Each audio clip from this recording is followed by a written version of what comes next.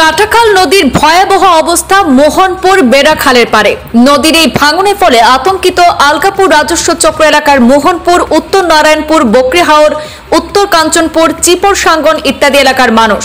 কাটাখাল নদীর ভয়াবহ রূপে আতঙ্কে দিশেহারা হয়ে পড়েছে নদীর তীরবর্তী অঞ্চলের মানুষজন। মোহনপুর বেড়াখালের পার নদী ভাঙন স্থল থেকে আমাদের প্রতিনিধি ইব্রাহিম আলী চৌধুরীর বিস্তারিত রিপোর্ট দেখুন। এই মুহূর্তে দাঁড়িয়ে রয়েছে আলগাপুর রাজস্ব চক্র এলাকার মোহনপুর বেড়াখালের পার। আপনারা অনেক সময় যে বেড়াখালের পার নদী ভাঙ্গন শুনেছেন, আমরা এখন সেই বেড়াখালের পার নদীর ভাঙ্গন স্থলে রয়েছি। আপনারা দেখতে পাচ্ছেন এখানে এটা কাটাখাল নদী এবং এই যে এটাকে বলা হয় বেড়াখালের ভাঙ্গন, নদী ভাঙ্গন। বিগত আজ থেকে 15 দিন পূর্বে জুন মাসে যে বন্যা হয়েছিল, সেই বন্যায় এই বেড়াখালের পারে এখানে নদী ভাঙ্গন দেখা দিয়েছিল এবং বন্যা পরবর্তী সময়ে এই যে ভাঙ্গনস্থল সেটা আর কোনো ধরনের মেরামত করা হয়নি, যার দরুন আবারও এবারের বন্যায় ফের এই আগের পুরো যেটা ভাঙ্গন ছিল সেই ভাঙ্গনস্থল দিয়ে আবারও আপনারা দেখতে পাচ্ছেন কিভাবে বন্যার জল প্রবেশ করছে। এই বেড়াখালের পার অঞ্চল আমরা ঘুরে দেখলাম, এখানকার নদীর এই কাটাখাল নদীর তীরবর্তী অঞ্চলের মানুষ বেশ আতঙ্কে দিন যাপন করছেন। আপনারা দেখতে পাচ্ছেন সরাসরি এই যে জল যাচ্ছে সেটা মূলত আলগাপুরের হাওড় অঞ্চলে প্রবেশ করছে এবং সেটা গিয়ে আলগাপুর রাজস্ব চক্র এলাকার মোহনপুর, উত্তর নারায়ণপুর, তারপরে বকরিহাওর, উত্তর কাঞ্চনপুর, জানকী বাজার এসবের যে সব নিচু অঞ্চল আছে সেই অঞ্চল গিয়ে জল জমা হবে এবং মানুষের ঘর বাড়ি প্লাবিত করবে।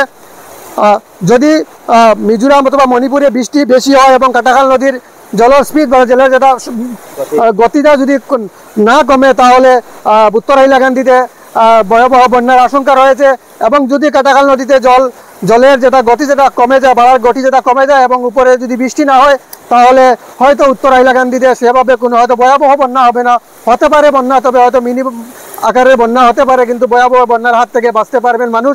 কিন্তু আমরা দেখতে পাচ্ছি এখানে এখন অবধি বিকেল 5টা আমরা এই বেড়াখাল পাড়ের এখানে তিনটি বাঁধ রয়েছে, দুই তিনটি জায়গায় নদীর ভাঙ্গন রয়েছে, সেখান থেকে অনবরত আজকে সকাল থেকে এই কাটাখাল নদীর জল হাওড় অঞ্চলে প্রবেশ করছে।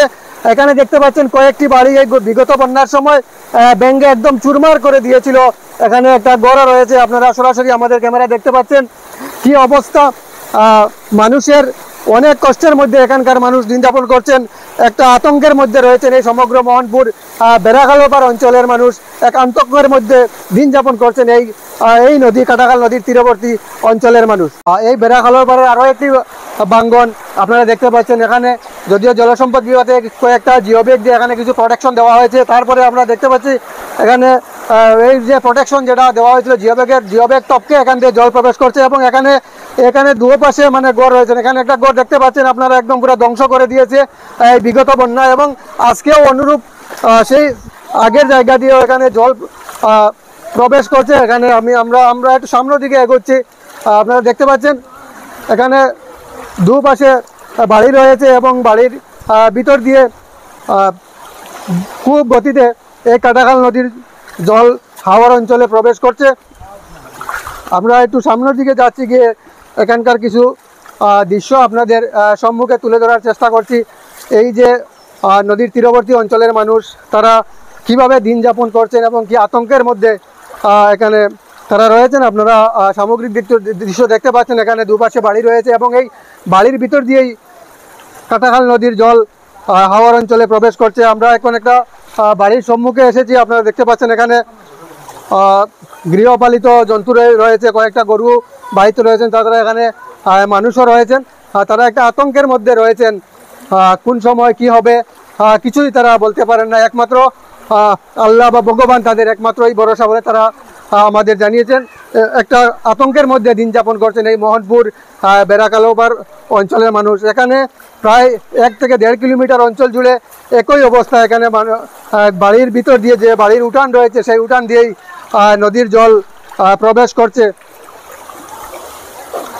আপনারা সরাসরি দেখতে পাচ্ছেন আমাদের পূর্বাঞ্চল প্রতিদিনের ক্যামেরায়। এখানে জলবন্দী মানুষ, এখানে একটা বাড়ি রয়েছে আপনারা দেখতে পাচ্ছেন, একেবারে হতদরিদ্র এবং নিরুপায় মানুষ।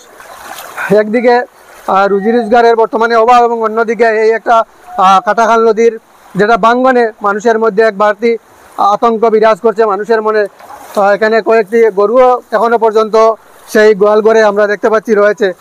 বিভিন্ন স্থান থেকে মানুষ এসে এখানকার যে পরিস্থিতি সেটা জানার চেষ্টা করছেন, মানুষদেরকে সান্ত্বনা দেওয়ার চেষ্টা করছেন।